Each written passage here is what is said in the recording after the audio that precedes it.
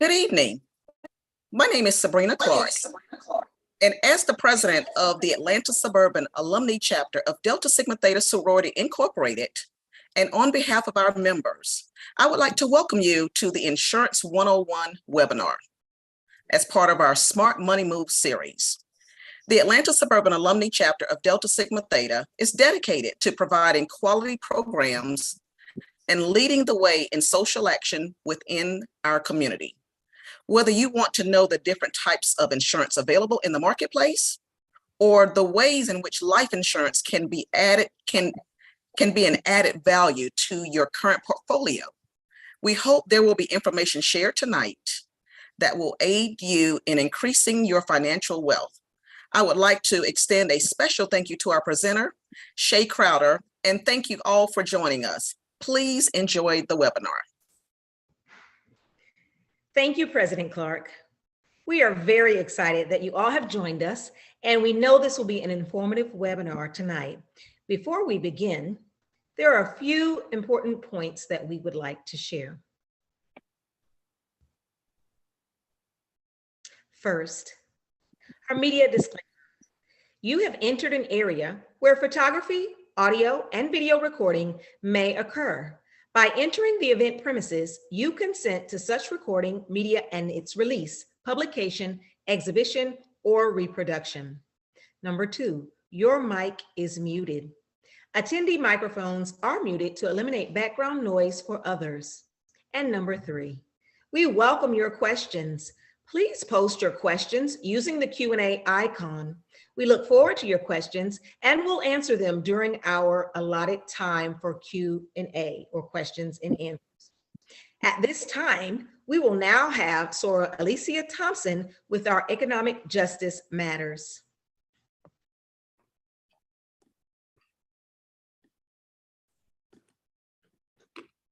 Good evening, and thank you to the Economic Development Committee for having me. Again, my name is Alicia Thompson. I am the co-chair of the Social Action Committee here with the Atlanta Suburban Alumni Chapter.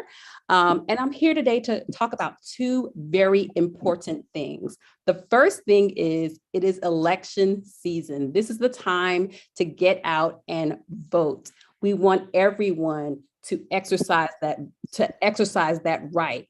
Please tell your family, tell your friends, let them know that it's time that we want our voices to be heard in the community. You have to be an informed voter. And what that means is know who your local leaders are, know who all your state leaders are, make sure you hold them accountable, but you can only do that if you actually exercise your right to vote. You can check who your local leaders are and who your state leaders are and who your federal leaders are on your ballot. So if you go to the Secretary of State's website, you can check who all is voting, who all is going to be running for election this season, and you know who you can vote for and what their platforms are. Vote for what matters to you. So what might matter to me might not matter to you, but make sure you're voting for what matters to you and your voice is heard. It might be economic development in your community. It might be economic growth in your community. It might be economic resources that come from the federal government and come from the state government and come from the local government in your community. That might be what really matters to you, but you can only have someone on a local level to advocate for that and really know those resources available if you vote. So you can check out everything that you need to know as far as where your voting precincts are, your status for voting on the Secretary of State's website. If you go there, I did it myself this afternoon, actually, type in your qualified information and you can see everything you need to know. They even have your voting history. It's a very informed website and it gives you everything you need to know. Early voting begins October 17th and it ends on November 4th. And election day, of course, is November 8th. Again, you can find all this information on the Secretary of State's website. The second very important thing that I want to talk to you today about is the Public Service Loan Forgiveness Program petition. And so this petition speaks to the Public Service Loan Forgiveness Program. And what is that program? It's a program where qualified employers, so usually employers that, for individuals that work for qualified employers, and the employers are in public service, so either public government, nonprofit organizations, which means like teachers, firefighters, police officers, all of those individuals. You qualify for loan forgiveness for your federal student loans. And if you actually are part of this program, it wipes out, after 120 payments, it wipes out the entire debt of your student loans.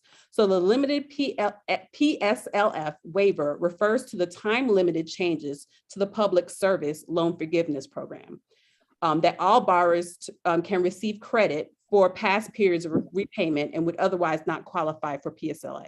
So the opportunity ends on October 31st. So you want to be able to make sure that you're a part of this program, because when October 31st ends, you're not going to be counted. But what we're doing, we're signing a petition to see if that date can be pushed back a little bit further. We want everyone who's eligible to be in the program to be counted. So we are signing this petition. We almost have 500 signatures. We need everyone to get involved, get it signed, so we can actually push that date back to July. So individuals who can be counted up in this program can go ahead and sign up and know what it means to have that student loan erased. Student loan debt, it's huge. It really impacts us. It impacts the way you live.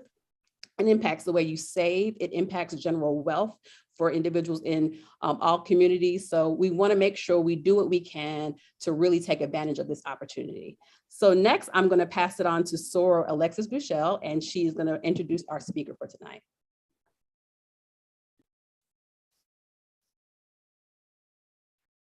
Good evening, everybody. Let's welcome Shalanda Crowder. She is with financial advisor with Prudential. She is qualified and licensed to sell life and health insurance in Georgia. She's also registered to offer security products. She believes that whenever you face a financial challenge in life, it's wise to seek the professional guidance of a financial advisor. She also believes that financial well-being is achievable for everyone with a little guidance and planning. She has the pleasure of providing clients with a fresh perspective on their finances for more than 15 years. She understands that products are only a means to an end, and the implementation or strategy to help you achieve your goal, your dreams or goal, is the key. When she's not helping people with their financial goals, you will likely find her riding her bike in the park, exercising, skydiving, or simply spending time with her family. She genuinely likes helping people. So she and her family often provide fruit, vegetables, fresh banana bread, and homemade soups to seniors in local communities. She's also recently started a monthly exercise fitness group for the women in her local church, where she helps them to understand that the importance of living a healthy lifestyle. She's a mom boy, and am I saying that right? A boy mom. Boy mom. And she's who's an active middle schooler, and she's also married to her former high school math tutor for 16 years. That's great. So let's welcome Shalanda Crowder. Thank you so much, Alexis. So, sir, make sure I can share my screen. So I was sharing with the ladies that my tech support is currently doing his homework, and he charges me after hour fees. So if one of you all could just give me a thumbs up or just give me an okay that you all can see my screen okay, that would be great. We can't see it yet. You might want to unshare and then share again. Okay, let's see here.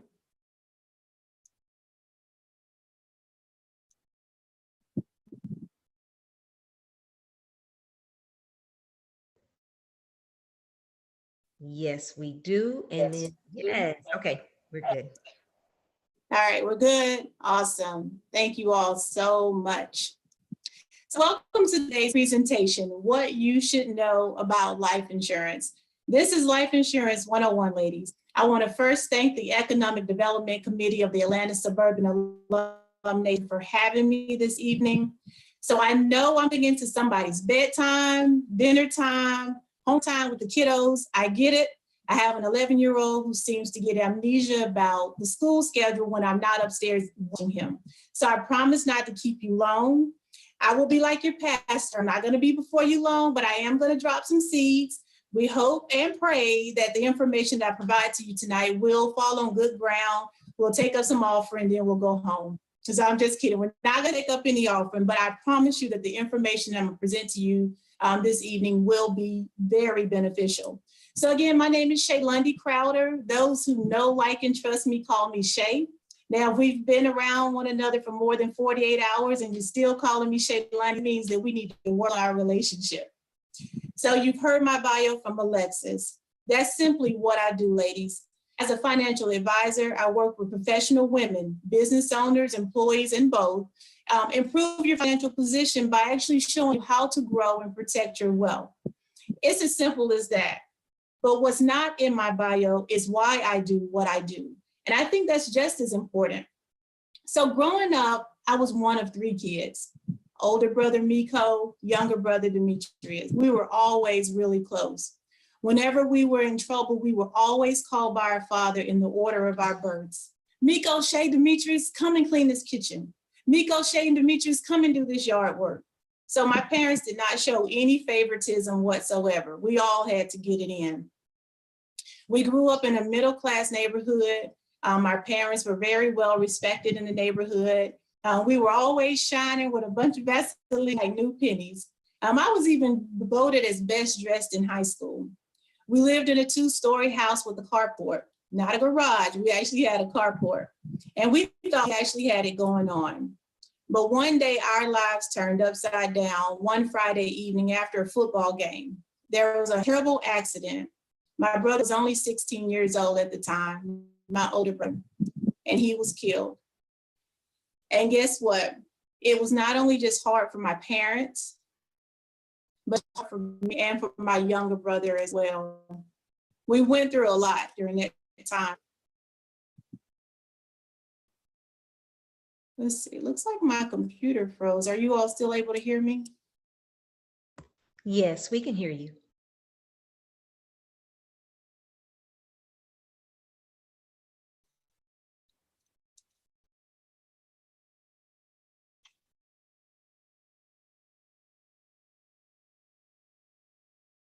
Ms. Crowder, can you hear me? Sure. Yes, we can hear you.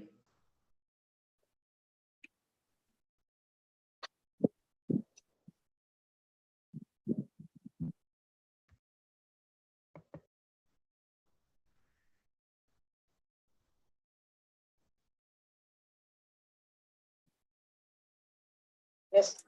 Ms. Crowder? Can you all still hear me okay? Yes, we can hear you. Okay, I'm sorry about that. Again, technical problems. I hope that you all were able to hear the very last part of me being transparent as far as my bio and what I do, and not just what I do, but why I do what I do. So again, I don't know if you all heard this part, but I was very transparent about why I'm in the business. And basically it's about a time in my life when I lost my 16-year-old brother from a car accident. And so I was sharing that we had the look, ladies. We lived in a 2-story house. We looked good. My parents worked hard. They did extremely well. However, on a particular night when he was 16 years old, my brother was killed. There was not sufficient insurance in place. And this is my why behind why I'm in the business. I never want anyone else to experience what my parents went through and what I went through, and my younger brother went through this as well. So this evening, I'm going to foundational understanding of life insurance. Before we get started, what are some reasons you can think of for having life insurance? And Alexa or Tiffany, anyone on the line, if you wouldn't mind just sharing some of the comments as far as everyone dropping comments, a few answers in the chat box. Again, what are some reasons for having life insurance?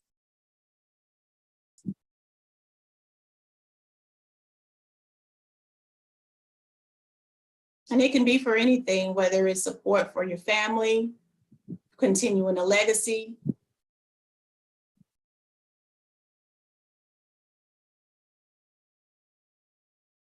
All of those are really good answers. Replacing income. Protection for family funeral expenses, That's a big one. able to support your family after you pass, funds for unfortunate losses, prepare for the future. My reason is so that my family will be able to afford my bills as well as burying me without having to Right. come out of their pockets. Right. Those are all really good answers. You know, it's often said that life insurance is not for those who die. It's for those who live. And it is. I like to personally think of life insurance as a transfer of vision. So how do you envision your standard of living for you and your family? For better or for worse? Do you want to have barely enough, just enough, or more than enough? There are many things, ladies, that fight against our standard of living, whether it's taxes, inflation, death, retirement. So I don't know about you, but I really want to be in that more than enough. Again, I have a son who depends on me. And when I pass, he may never remember a word I said about cleaning his room, sitting up straight, or looking a person in their eye when he speaks. But he'll know that mommy and dad provided him with the financial means through life insurance to send him to school, and not just to school, but through school to create a legacy for his family as well. If you die while you have life insurance in place, the people that you've chosen, which are called your beneficiaries, will receive a sum of money, a lump sum of money, which is called the death benefit from your insurance policy. When you pass away, your beneficiary will use this money to help maintain some resemblance of normalcy and certainty without you. But its main purpose is usually to help make up for the loss of your income. So in this evening session, we're going to look at the many uses of life insurance in more detail. So we're going to start with protection. Life insurance was originally created to protect widows of the wage earner. But today, life insurance protects the people and the things that they love. Life insurance can also help to provide a peace of mind, which is so important because things will happen in life. We all know that life will happen. Life insurance proceeds can help replace income. And I think that that was one of the responses that someone dropped in the chat box. It provides income so that a family can maintain their lifestyle or pay for education, like I mentioned. It can also help to protect the business by insuring the owner. Another aspect of life insurance is accumulation. While not a primary reason to buy life insurance, permanent life insurance can build some cash value. So there are some benefits, and that cash value grows on a tax-deferred basis and may provide the policy owner with potential tax-favored access to that policy cash value at some point in time. And then there's wealth transfer. So wealth transfer, I think of this is a way how you can pass wealth on to your children's children. Life insurance also provides a tax-free death benefit that is generally not available in any other financial product. So when I work with my clients, my very first question is, what are your priorities? What's the goal or objective that you'd like for me to help you to accomplish? Because it's not about Shay. It's about you and your particular situation and your goals. So with any financial plan, insurance may be the foundation. Otherwise, all the other assets that you've accumulated, all the work that you've done for many, many years, all of the retirement accounts that you've built up, that will be depleted over time to cover the risk if proper life insurance is not in place. So how can life insurance accomplish your objectives? It protects loved ones. It provides cash when needed most. So I'm gonna pause right there for just a moment because I think that particular objective is really important because guess what? The GoFundMe account, if it's not met, if no one contributes, if no one donates, if the loan isn't approved right away, that means that that cash is not readily available when you need it the most. Life insurance is generally income free. And it's a promise that delivers. So the best insurance, I often get this question, well, Shay, what is the best insurance? The best insurance is the insurance that's in place when you pass away. And I'll just be, just point blank with that, have some type of life insurance in place.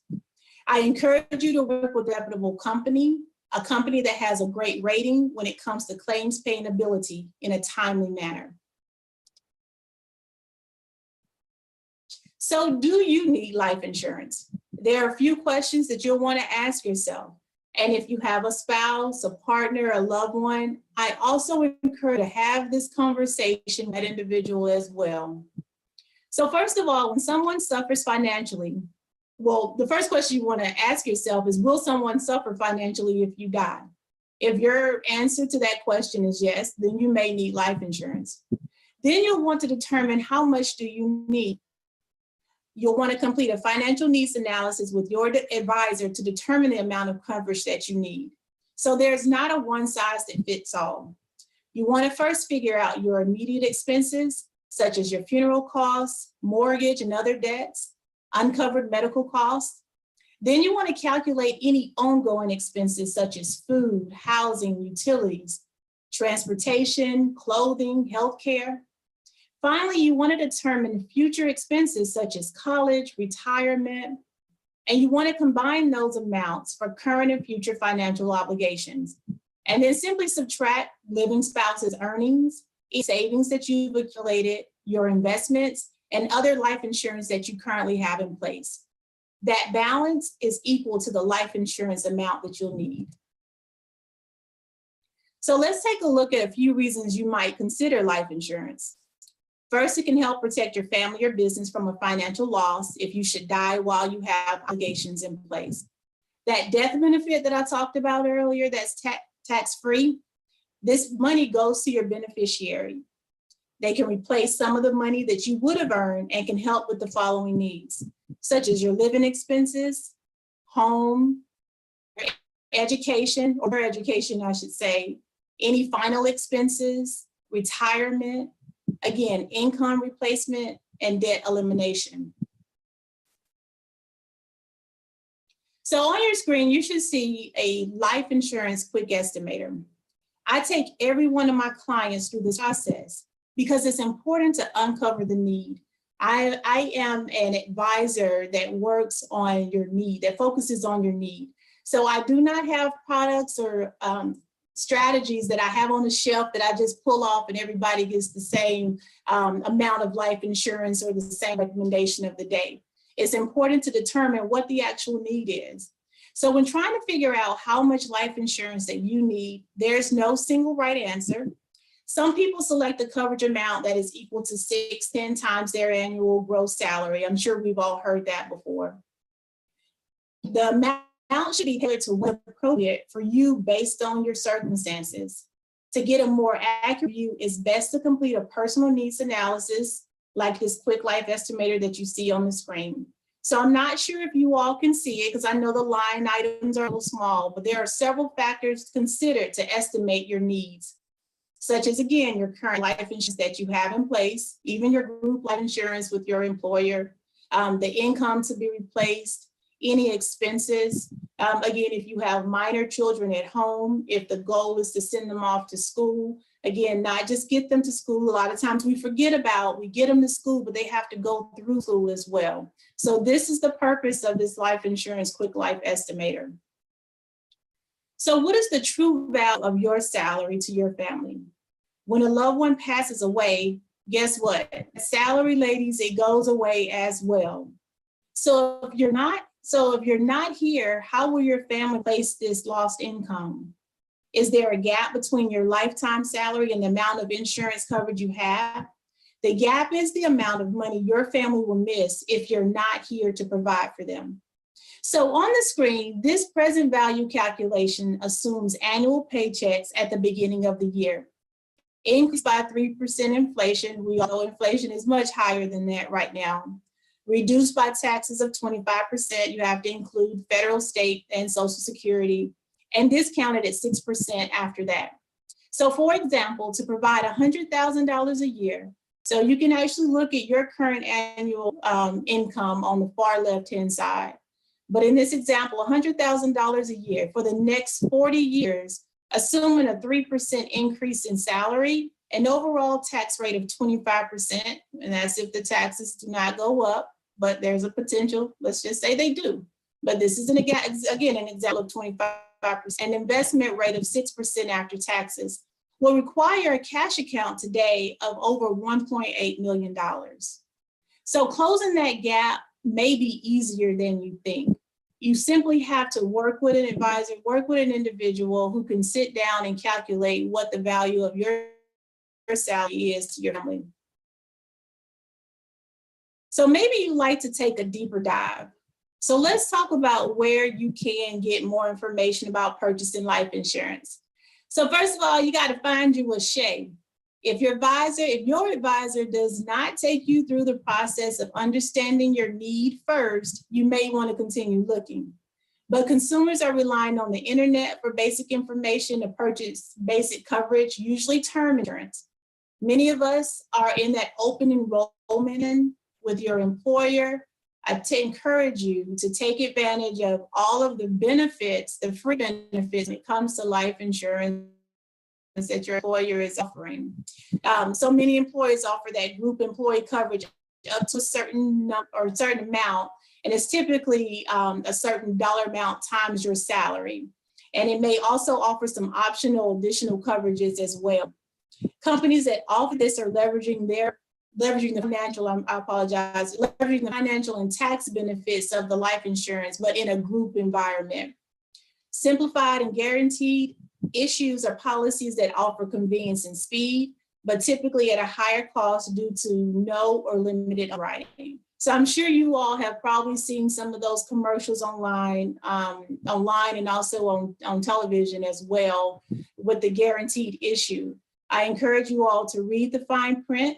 I'm not discouraging not to look further into those, but read the fine print on those particular policies. Some people also rely on professionals, again, such as financial professionals, financial planners, or financial advisors. I encourage you to take advantage of the workplace seminars and educational events that are offered through your employers. Your SOAR, Tanya Robinson, and I are actually worksite financial educators for both the city of Atlanta and also the city of Dunville. And so on a monthly basis, we provide that financial education session in person or virtually for those city employees on various topics. So you see that there are so many options that you can begin to do your research. I encourage you to educate yourself first on what's available. So let's look at life insurance at various stages. Life insurance can help you financially prepare you through various life stages, through challenges that might await you if you're no longer on the scene. So if you're just entering the working world, statistically speaking, young adults generally face a low death rate. But again, it is possible. I shared you all the story of me losing my brother when he was only 16 years old. There is still a need to plan for the unexpected, such as rent payments or debt obligations, such as credit cards and auto loans. Becoming established may include getting a spouse or partner and having others depend on you. Financial obligations are growing and long-term financial goals are becoming more defined, including living costs or ongoing contributions to achieve those long-term financial goals. So as you begin to progress, ladies, you start to solidify your financial future by managing healthcare. We have to start thinking about long-term care as we get older, along with any final expenses and keeping your retirement plan on track. So once you are rounding that corner, you're getting excited, you're getting so close to retirement, you may want to consider protecting your capital, as well as consider leaving a legacy if that's your goal. So reviewing your protection strategy on a regular basis, at least every few years, can help you be prepared as much as possible through each stage of life. So for most people, the question should not be out which one to choose, but rather, let me get through a couple of these slides. Or this one slide, there's some animation going on here. So, but rather, because the two types of life insurance are designed to help meet different types of needs, a combination of both is sometimes appropriate. So an easy way to remember the difference is to think about your home. So term insurance is similar to just renting a home, whereas permanent is similar to buying one. So I don't know, I was gonna say that, you know, when you purchase a mortgage, typically the payments are usually higher. But the world we're living in now and the cost of things going up, they're almost the same. Renting and buying or having a mortgage is running neck to neck, to be honest with you. But typically in most situations, normal situations, your mortgage payments are usually higher than rent payments. A permanent policy is typically more expensive than a term policy, and things that you must consider are lifetime protection and potential for cash value accumulation. You may have heard the phrase buy term and invest the difference, but it's more involved than that. So I want us to take a closer look at that. So again, term insurance usually provides a large amount of insurance protection at a more affordable cost than permanent insurance. Because term policies end at a specific point, there's an end of the term. They are best for providing protection for large needs with specific endpoints. So for example, the parent of a young child may choose a 10-year term policy to provide protection until that child is over the age of 18, and perhaps on his or her own. Term insurance is often used when life insurance needs are the highest while raising a family and before peak income earning years. Other typical periods you might choose term insurance to cover include the remaining term on your mortgage obligation, if you plan to continue to work and have others relying on your income, or time remaining on an outstanding business or other loan. So it's not that term insurance is bad, ladies. Term insurance has its place. And then there's permanent insurance. So permanent insurance is designed to last as long as you live and typically makes a good supplement to term insurance. Another way I try to make it easy to explain to my clients the difference between term and permanent coverage. Term insurance is when you die. Permanent insurance is if you die. So when you die between a particular time frame, and then if you die or when you die, the permanent insurance can last as long as you live. You will likely still want insurance after your term coverage ends, either for long-term or any unplanned needs, or for needs with an unpredictable or extended end date. Some reasons to have permanent life insurance includes helping to take care of the costs associated with your death, and those are often called the last and final expenses, such as your funeral or memorial costs, any outstanding medical bills and estate taxes. Someone who becomes or may still be dependent on you, such as children with special needs. Once temporary need that you may have extended, such as a refinance on your mortgage, or maybe you added a home equity loan or started a new business. Someone such as a parent who has developed a condition and now requires your care. A lot of us may be in the sandwich generation right now where we're not only raising kids, but we also have aging parents as well. You may have grandchildren or your second family from a remarriage. So there are many types of permanent insurance policies, and I don't want you to get overwhelmed and trying to understand. So tonight's or this evening rather, my whole purpose is just to give you an overview. So I'm sure there'll be tons of questions on these particular policies, but again, I just want you to be informed on what's available when it comes to permanent insurance. With permanent insurance, they can all provide life insurance protection for your lifetime and typically have some ability to build some cash value. How they build this cash value and how great their potential is for the amount that they can build are key differences among them. So here's a quick snapshot of the types of permanent policies. You have whole life. I'm sure you all have heard of whole life. You may have a whole life policy, your parents or maybe even your grandparents. So with whole life, this is a permanent life insurance that most people think of when they hear the term permanent insurance. If you pay your premiums on time and you do not take out any withdrawals or loans, your coverage will stay in force and your policy will build cash value as dividends are paid. So as the company does well, if dividends are paid, then your policy stays in place as long as you make those premium payments. So the whole life policy is a great type of policy if your goal is to simply buy it and tuck it away in a drawer until it's needed by your beneficiary. This type also generally has the highest premiums. Then there's universal life. You'll often hear it referred to as UL. This type of policy can be a good match if you would like to earn interest within the policy while getting more flexibility than a traditional whole life policy allows. You can choose your premium rather, choose your premium payment schedule. You may have the potential to earn some more cash value, but most UL policies earn a minimum interest rate, giving you some security about the earnings. You can usually borrow, take withdrawals from the cash value that accumulates in your policy. However, this is not recommended with the Guaranteed Universal Life, or GUL, which offers lifetime protection and minimum cash value growth. So again, it's not going to get really, there's a risk-reward trade-off with universal life. So don't expect a huge influx of funds on your cash value portion, but it's a great way, it's a step above whole life. Another type of universal policy is called an Index Universal Life, or an IUL. Unlike other universal life products, which credit interest based on rates that are declared in advance by that insurance company, the IUL can credit interest based on the performance of an independent financial indice or index, such as the S&P 500, the Dow, the NASDAQ. So a lot of policy owners may decide how much of that policy cash value is allocated to that index feature and how much is allocated to the fixed interest option.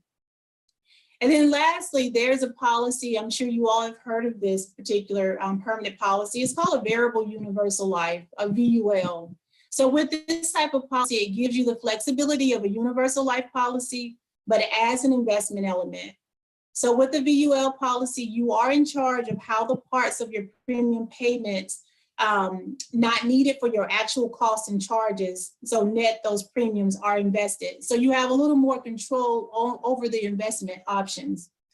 You have a choice of investment options. Those are called sub-accounts.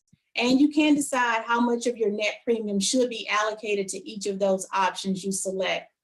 So since that cash value on your policy may be tied to the financial market, I have to definitely a disclaimer on here, on that variable universal life, it is tied to the financial or to the markets itself. So I want you all to keep that in mind. So it can lose value.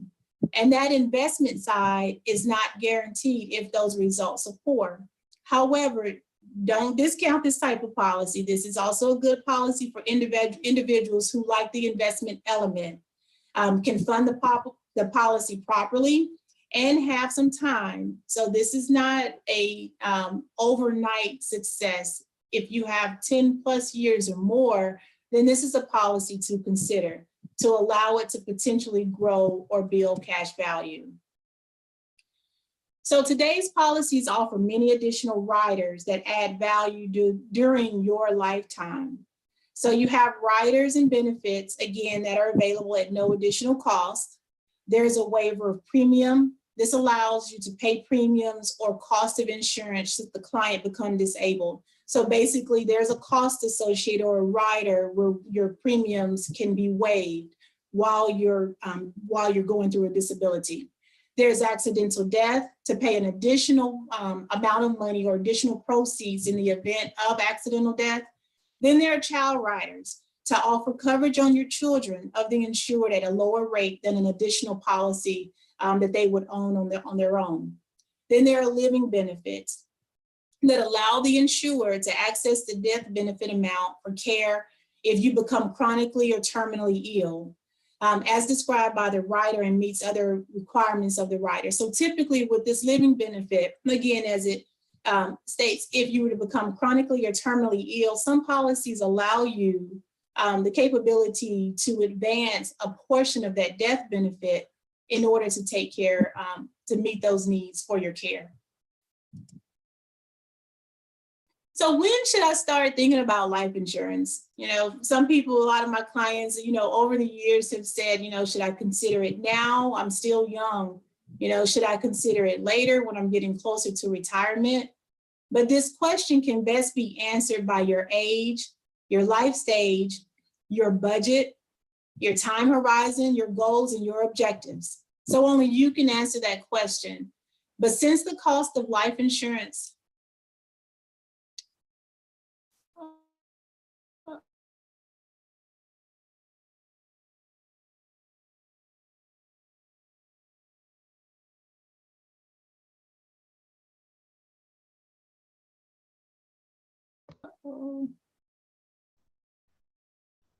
Ladies, can you all still hear me or see? We can hear you. You're going out a little bit on the slide with the age where you were telling us when is the best, when should we start thinking about life insurance? Okay, let's see if I could go back a little bit. Yes, that's the slide. Yes. Okay, it was on this slide. Okay. So I won't repeat the entire slide. I'm not going to go over the entire slide, but hopefully you all heard this part because this is very important. The best time to start thinking about when to consider purchasing life insurance is based on your life stage, your time horizon, your budget, some of your goals and your objectives. And so I want you all to keep in mind that the cost of insurance typically increase as you get older and or could possibly develop health issues. So it's usually more cost effective to buy any life insurance while you're younger and in good health. So generally speaking, term is likely to be the first type of insurance people will buy when they're starting out. When they get married, they buy a house or earning an income and have children. Also, as I mentioned earlier, there must be an insurable need or interest at the time of purchase, and you may not be able to address all those future insurance needs when you're young and new in the workforce. So as you move throughout life, earning more and having more responsibilities and more dependents, children, a spouse, a partner, or parents who rely on your income, your needs and goals may change. You may want to consider different or additional coverage and can choose among several types of permanent life insurance, depending again, of course, on your individual preferences, your budgets, and your needs. So if you have group coverage, you also need individual life insurance coverage. More of a question. If you have group coverage, do you also need individual life insurance coverage? So the answer is maybe.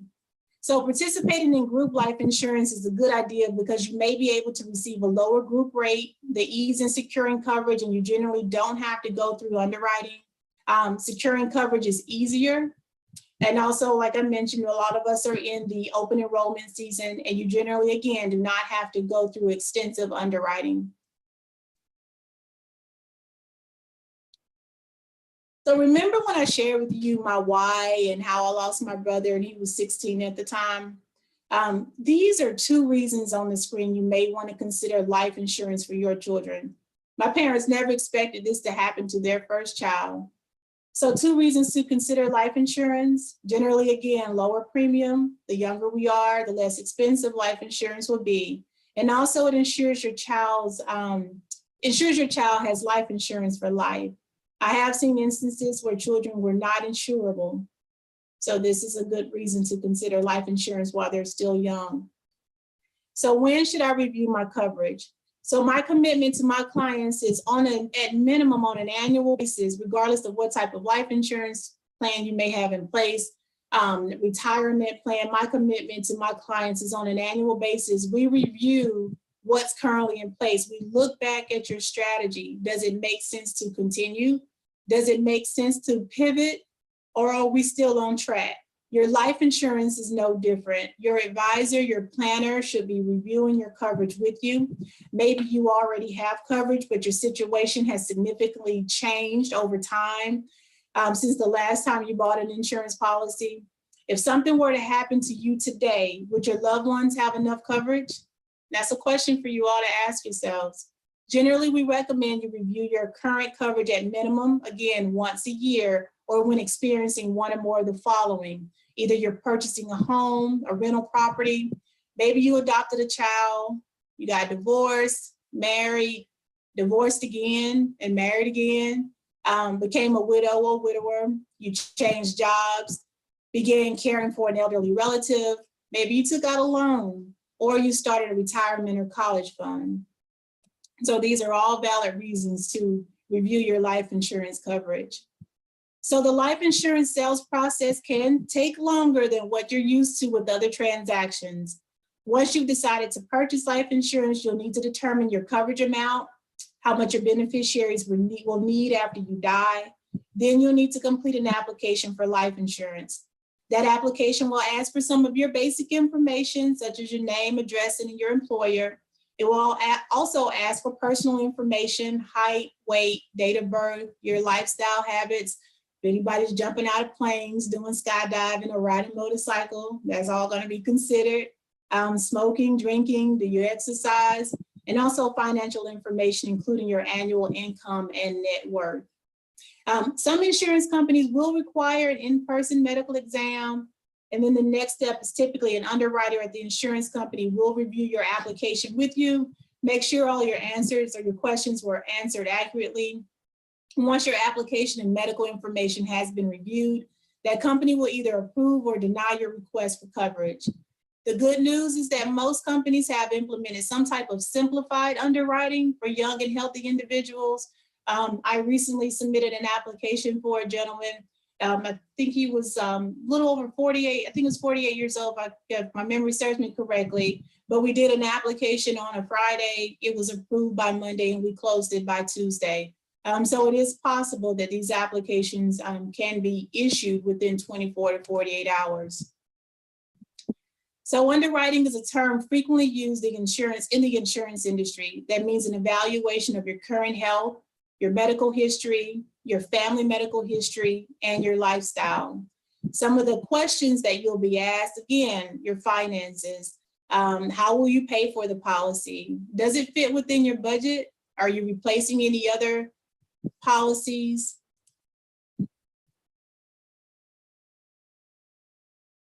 Are you replacing any other policies, your driving records, hobbies and sports, and also your medical history? So when reviewing your current life insurance policies that you hold, you may want to consider replacing your existing coverage. But before replacing any life insurance, I also want to encourage you to consider the following. It may be costly to replace a policy. Replacing your policy could have some tax consequences. You might lose some policy benefits, so it's important to have someone thoroughly go over your existing policies. You might create a coverage gap, and then you have to consider any health changes as well. So ladies, I know I'm freezing up a bit, it's really strange, but I want to be sure that I'm covering as much information as I can. I'm actually nearing the end. I hope that you all are finding value in the information that I've presented to you up until this point during the times where my computer actually froze. But again, should I maintain life insurance coverage in retirement? This is another question that you have to ask yourself. So life insurance does help protect your loved ones. I can't say that enough in the case of your untimely death. So whether your life insurance makes sense or not for retirees depends on how much earned income would be lost due to the death or due to your death or spouse's or partner's death. If the retiree's death may lead to significant loss of income, then there may still be need for life insurance even in retirement. If you are not responsible for anyone else financially and you have sufficient assets to cover your bills, then there is very little need to continue to hold a large life insurance in retirement, unless of course you would like to leave a financial gift to your loved ones or a donation, a charitable donation upon your death. Your beneficiaries will also benefit from the tax-free death benefit offered by the life insurance. There are some family situations when it's a good idea to hold on to your policy. Maybe you had a child late in life or you have a relative with special needs and will be permanently independent on you for your income. It often makes sense to keep paying the premiums on that life insurance policy in retirement. So by taking time now to plan for your financial future, you gain that peace of mind, knowing you are doing what you can to provide for yourself and your family. Again, ladies, I want to thank you for your time today. I hope you learned more about the value of life insurance. I hope I was able to drop some seeds like I said I would at the beginning of the session. Tony Robinson often says that education without implementation is only entertainment.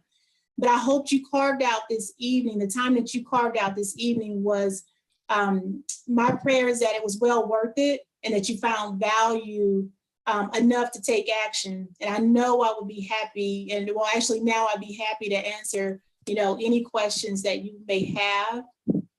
Here's some important disclosures or disclaimers.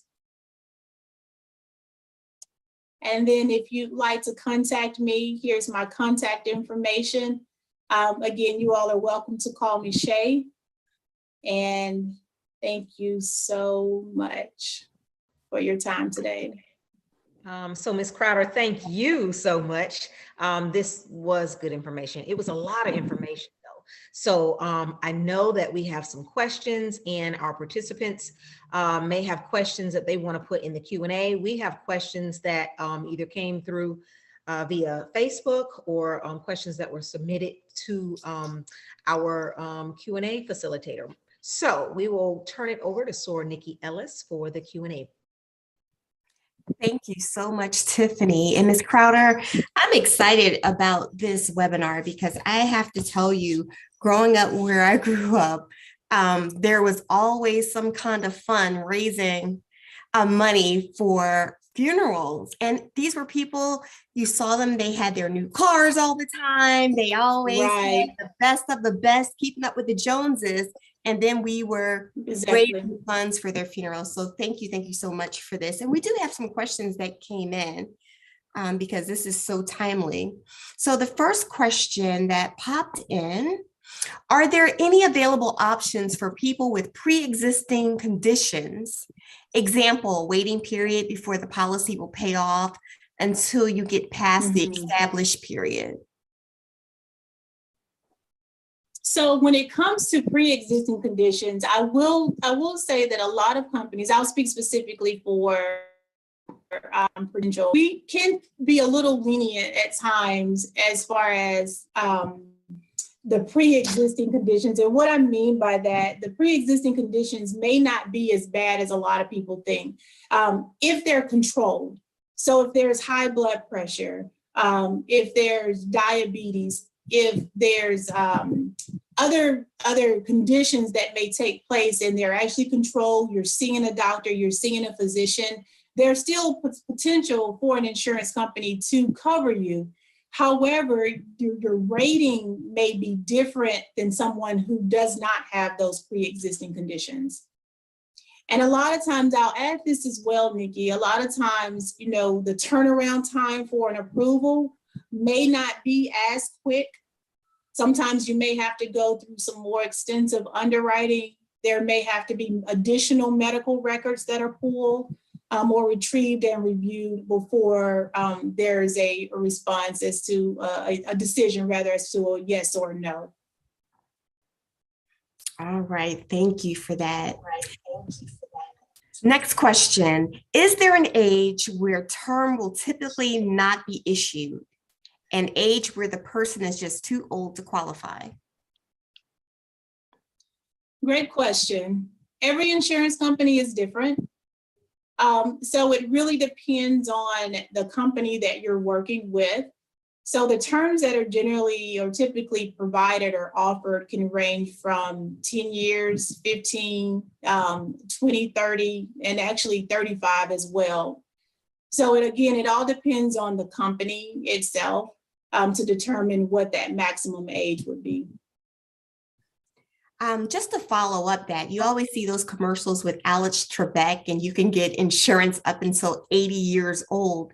Are those policies for $9.95 valuable? Well, again, I think my political question is always, it all depends. And the reason I say that, I think I may have covered that in my slide, in one of my slides. It's called guaranteed issued.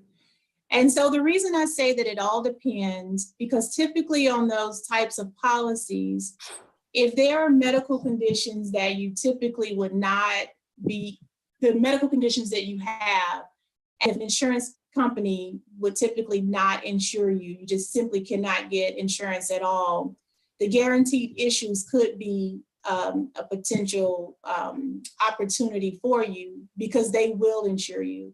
But what you have to keep in mind with those types of policies is that when you make your premium payments, typically the red print, the fine print says, if you pass away, within X number of years, you may not receive the full death benefit, but you'll receive a return of your premium. So it's not that they're not valuable. It just all depends on your particular situation. Just to share a quick, personal story, I did have a family member who purchased a policy just like that, and they passed away. They passed away within 18 months of that 2-year time frame, that contingency time frame. And because they passed away on the 18th month, that's exactly what was received, the return of premiums. So the death benefit that was expected to have the type of funeral and the final expenses that were supposed to be covered, unfortunately, it didn't. Those funds did not come from that policy. That's important to So know. I'll just say, do your homework on those particular policies. Thank you. So what happens to my whole life or universal life if I stop making payments? So what could potentially happen, because this is a contract, this is an agreement. If you stop making payments, then the life insurance policy could lapse. That's one step or I guess situation that could occur. Another situation, sometimes there may be enough cash or dividends available to make your premium payments for you. So it all depends on how your particular policy is designed. In order for me to, answer that particular question, I would suggest, again, if you haven't taken a look at your policy, if you have not contacted your agent or advisor who wrote that policy for you, or it may not even be in the industry anymore, call the company and do a policy review. But to answer your question, if you stop making your payments and there's not enough cash to keep that policy whole, then that policy could potentially lapse. I've seen that where someone has been making payments for a lot of years and then they go into dementia and they neglect to make the payments because of the dementia, not for any other case. Do they make any exceptions for cases like that if it hasn't been a long time? Honestly, Nikki, I haven't seen any exceptions made when policy or when the premiums haven't, been made, regardless of what the situation was for. What I would encourage individuals to do is when you have a policy, so this can go in so many different directions. So I know we're limited on time, but I can't stress this, enough, that if you have loved ones that you're caring for, if you have aging parents, or even your policies yourself, provide other individuals, your trusted source, your loved one, your spouse, let them know where those policies are located. Have these conversations with your family members, whether it's during, like right after Thanksgiving dinner, like these conversations are so important, but it's even more important to let others know where your policies are located, the type of policies you have in place. Make sure your beneficiary designations are current as well. And so that also goes back to the question that you asked in regards to if the premium policies are not made, whether it's because of dementia, maybe you change bank accounts and your premium stop coming out of a bank account. Someone else needs to know, share that information with others so that situation doesn't take place. Because you don't want to make these premiums all these years, so it's almost null and void. You made these premiums and now when you need the policy the most, it's not there. That is so true. Thank you for that. Is there a specific amount for term insurance that will not require a physical exam? A specific amount. As long as I've been in the business, I honestly have not seen that situation take place. There are instances, it's not based on the death benefit amount. Again, factors that are considered are your age, your current health, how the questions are answered during the medical interview. And there are times where you will not have to go through a medical exam. But just based on a dollar amount, I know with Prudential, I'm not familiar with that. That's good to know. That's really good to know. Another question that came through, can you be overinsured? Absolutely. You can be overinsured. You can also be underinsured. The slide that I went over with the Quick Life Estimator, that's why I said, find you a Shay, get you a Shay who's going to take the time to go through that Quick Life Estimator with you and determine the need. Because there is a such thing as being overinsured. And why pay for something that you really don't have a need for? Just like, being overinsured, you can be underinsured as well. So take advantage of understanding or calculating what the actual need is. What determines if someone is overinsured? So you could actually have, what determines it is if you have too much insurance in place. And so when your life has changed, when you've gone through divorces, death, new marriages, maybe you paid off your mortgage, you may have started off with a large life insurance policy that made sense 10 years ago, that made sense when you purchased that mortgage or when you had your child, but things have changed. And so the need of such a large death benefit may not be of importance to you anymore, or any longer rather. So again, it goes back to the life stages that we all go through, and taking the time and reviewing your policies on an annual basis. And again, just like you can be overinsured, the same situation with being underinsured as well. Every year, just do a temperature check. See, does it make sense to keep as much insurance on yourself as you currently have? Does it make sense to, let go of some of the policies, or do we need to add to the existing policies that you have in place? That makes so much sense. So we have another question that came in. It says, so I hear often that kids do not need high insurance policies and $5,000 policies are enough for young kids. Do you believe this? Do I believe it? Again, it all depends. It depends on your current situation. So when it comes to children, most insurance companies will not allow the guardians or the parents to have X amount more. Sometimes it's, 5 times or 10 times more. The children cannot have 5 or 10 times more than what the parent has in place. So typically the parent must have more insurance in place than what the child has in place. Now, when I say it all depends, it depends on what the goal is.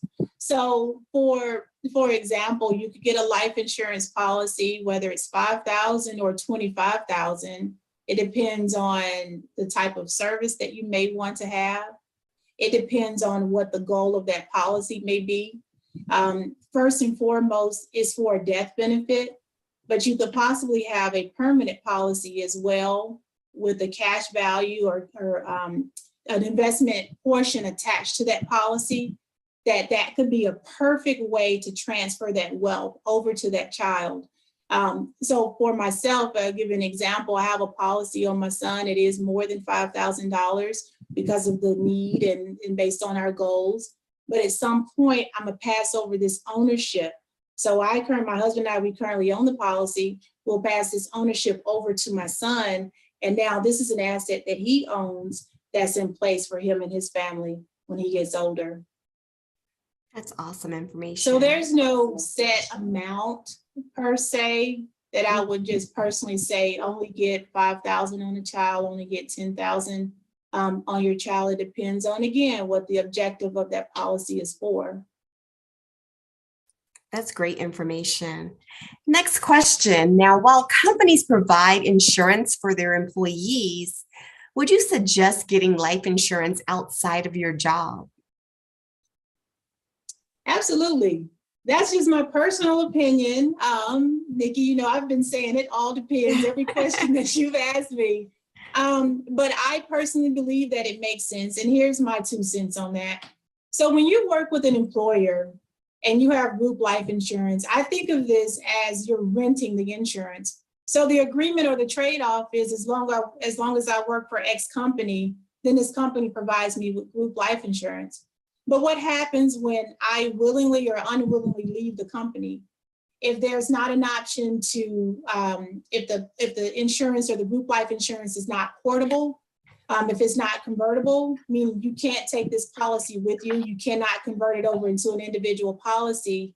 Now you're in a situation where if there's a gap between, gainful employment, that there's no life insurance in place. So it makes sense to have life insurance outside of your employer. It's not tied to if you work for this company or not. And that insurance continues on as you're seeking new employment. Yeah, I'm glad someone answered that question, because I know someone that got laid off and then he died a month after he got laid off. And it was like a month and a half, and his policy was only good for 1 month after he got laid off. And his wife got nothing after he worked at that job for 25 years, as far as his life insurance. So, I mean, that was a tough story to swallow. And I love that you're telling everyone to have their insurance reviewed every single year, because I know someone that got divorced, got remarried, and never changed the beneficiary, and his ex refused to pay for his funeral. Right. I've actually seen that. I've seen that situation time and time again. As you're reviewing the policies, make sure your beneficiaries are up to date with primary beneficiaries and contingent beneficiaries as well. Absolutely. Make sure those beneficiaries are current. Absolutely. That's a horror story. All right. So here's another question. My mom does not have life insurance. However, I want to get a policy for her. Due to her high cholesterol, obesity, and high blood pressure, would I be able to get her a policy? She's currently working on losing weight and controlling her eating habits. If so, can I get one without her being present, or would she have to sign off? How does that process work? Oh, that's a loaded question, Nikki. However, I will say I'll try to answer this one to the best of my ability. Again, it all depends on the insurance company. So there has to be an insurable interest. What I mean by that is, with this individual, does your mom depend on you for your income? Is she dependent on your income? Are you taking care of her? In regards to the medical conditions, a lot of insurance companies will cover you for certain conditions if they're controlled. I will say to encourage her to continue on that health journey that she's on now, and also I think the question, there was a part of the question about does she have to sign on the application. So because she is over the age of 18, she's an adult, the person that you are insuring will need to know about this insurance policy. So the insured will have to sign off as well. That's good to know. Does it really matter if I borrow on my policy or not? Does it matter?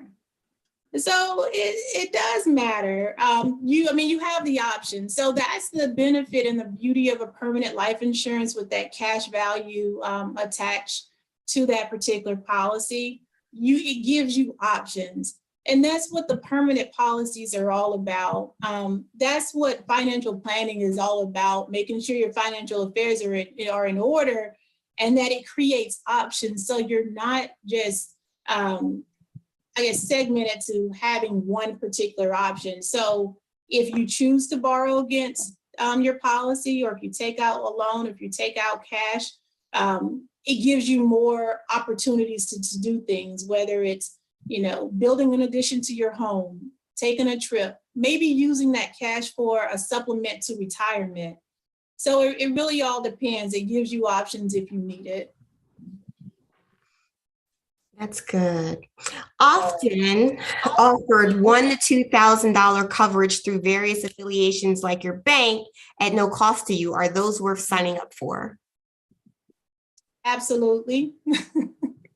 So I tell everybody, take advantage of the free things, the offerings. Don't leave money on the table. I worked at a credit union for many years, and we offered that same type of offering or policies to our members, to our account holders, where you would get, $1,000 or $2,000. It varies on the amount, and there's no cost. There's no cost associated because of your association or your membership with the credit union.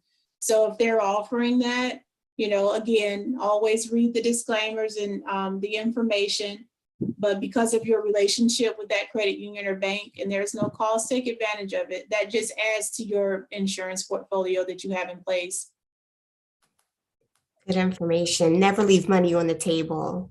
I say that all the time for anybody. All right. So during emergency situations like the pandemic, were insurance companies allowing immediate coverage after enrollment, or was the intake process altered at all? So is this more in reference to COVID? contracting COVID or? Like, I guess somebody trying to get insurance after they got COVID. And Ashley, if you want to give more information, you can on it. Ashley is who asked the question. Okay, so I'll ask it in a general sense. During the time of the pandemic, we were still doing business. A lot of insurance companies were doing business, and then there were some that actually went out of business. Prudential was still going strong. Our Rock was still strong. So yes, we were still insuring a lot of people. However, our insurance, our underwriting process did change during that period of time, like I'm sure a lot of insurance companies did. So because of what was happening, it was new for everyone. Our underwriting criteria, there were some waiting periods that were involved. There were some additional medical records that could have possibly been requested, but we were still in the business of insuring people during that time. I just sent a message. It was actually from Carissa. So I sent a message if we answered her question. So we may come back to it if it comes, something else comes up with that. Okay. All right. The next question. My dad is 86 years old and out of state. Can I get a policy on him? So it all depends on the company that you go. Yeah, it depends on the company that you use, the company that you're looking to get insurance through. A lot of advisors and agents are licensed outside of the state of Georgia. So be sure that you work with a reputable company and an agent that is licensed in the state that your dad is in. In regards to his age, again, it depends on the company. All right. Okay, it says, just in general, for people that may have panicked and were previously uninsured but decided to get insurance in fear of death of themselves or loved ones. So the people, like when they the people that actually heard about the pandemic as it was coming along, the people that rushed out to get coverage, were they covered immediately, or did they have to wait that waiting period, is what I'm getting from that. I think I understand the question. Were they offered it immediately, or was there a waiting period? Like, did they make it because of the pandemic? Okay, so I'll answer this question with, there were still the same, there were still the underwriting requirements that were taking place, medical requirements if they were needed. There was a question, in regards to if you've contracted COVID, if that was the case, then there were some other underwriting requirements that were needed. But we weren't, a lot of companies, again, the underwriting may have been a little different. A lot of changes were made during that time. So I can't speak on if people were just turned away or were just completely uninsurable out of the mere fact of panicking, of fear. Okay, that makes sense. Another question on the flip side, I've heard this very often, and since this is economic development, it's a question I'm going to ask someone that actually sells it. Is it true that more millionaires are made in this country selling insurance than in the NBA?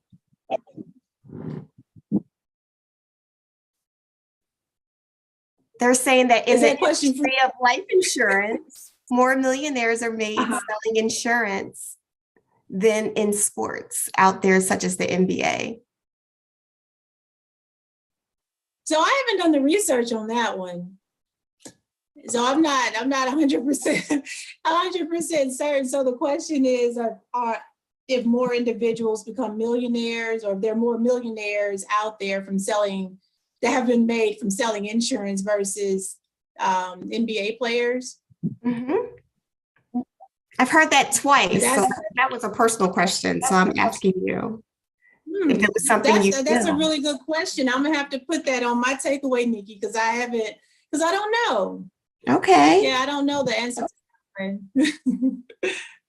All right. So that was down to our last question. Thank you so much. I am going to turn this back over to Tiffany so that she can close us out. Thank you so much. Thank you so much, Nikki. Oh, you're welcome. Shay, I was hanging on your every word. I was listening to the questions and how you answered them. And one of the takeaways that I had is that this is so very personal. There is not, an answer that's going to fit everyone's situation. I think that tonight has, like you said, you planted a seed. And Right. I hope that our participants, if they don't want to contact you, like you said, they need to get them a Shay, because it really is a topic where they're going to need to sit down with someone and share their own experience and situation. Now, you had an assessment. Right. Is that unique to you, or is that an assessment that people can find? You shared an assessment that you use with your clients when you sit down with them, and you projected it. Right. Is that unique to you, or is that something that people should be able to access in when they go to speak to their Shay? So the Quick Life Estimator that I use is a resource that's provided through Prudential. I've chosen to use it in my practice. So if someone wants to meet with me, this is a document or a resource that I can provide, and we'll go through this together. As far as what's available out in the marketplace, through Google or your local bank or credit union or your financial advisor, their estimator may look a little different, but there should be some type of estimator, a calculator, a calculation of some sort that your advisor should be using to understand the need. Again, I'm a needs-based advisor, and your advisor or agent should be as well. So they should have available resources that they can use and provide to you. Okay. All right. That's good information. And I really appreciate that you're not pushing one thing or another. You're really saying, look, this is personal. And tonight I'm just giving you all general information, but the best advice you can give is for people to evaluate every year what they have, and then sit with a professional who cares about them and their needs. So we really appreciate that. Absolutely. We really appreciate it. There were so many thanks in the chat. And we just thank you so much for your knowledge, your expertise, but just really making this personal. And I'm always an advocate for getting someone who can relate to me and to share with me what I need, because we, as women, women of color, we have unique needs. So thank you so much. And we hope that you will be a friend of ASAC, because we'd love to have you for future opportunities. So again, thank you. Absolutely. Absolutely. I appreciate you all putting this together. I think if for me, you know, I could talk about the importance of life insurance on and on, but I know that, you know, we're within a time frame, and I hope some of the questions that came through. And are you able to still see me? Because I can't see you all on my end. Okay, as long as you all can see me. But my hope is that, you know, I have to be mindful that I cannot answer specific questions, especially in such a general audience, because our situations are all so uniquely different. But when you sit down with someone, when they assess where you currently are, what your goals and objectives are, after that trust is built, and after you have developed a relationship and there's a mutual agreement that they truly understand what you want to accomplish and they're qualified to do so, then that's when those specific answers can definitely be, you know, addressed. So again, I had to be kind of general in nature, you know, but if you were in front of me, whoever, you know, these individuals are, if you're in front of me, I can be more specific to your household. So thank you. Absolutely. So to our participants, we are so grateful that you trust us with providing quality information for you to be able to make smart money moves. And so we have a webinar that will be on November the 3rd, which is a Thursday, and it will be on the topic of managing student loan debt. So we are really trying to make sure that our participants know how to manage their student loan debt, take advantage of what the president has put in place, and take advantage of the waiver. Hopefully you will sign the petition because we're trying to get that extension moved from October to July. So we hope that, and we ask that you please, as we conclude this evening, that you would scan the QR or you would go through the chat where we have not only put the petition for you to sign, and you do not need to be a Delta to sign. Please, we want all participants to please sign. Get your family members to sign. If you have young adults in the house and they have student loan debt, get them to sign. But we also would like for you to take a few minutes to complete the evaluation. This is how we know what programming to bring forward. We try to do it based off of your interest and what you indicate you would like to have. So please take a few minutes to scan the QR on the screen or the link that has been provided in the chat. And again, we thank you so much for participating in the webinar. And again, Ms. Crowder, we thank you so much for your time, your expertise, your knowledge, and you have just given us a wealth of information tonight. And so I'm excited to see how everyone chooses to use it. So with that said, My pleasure. Thank you. we will go ahead and again, thank you all for joining us. And we hope you a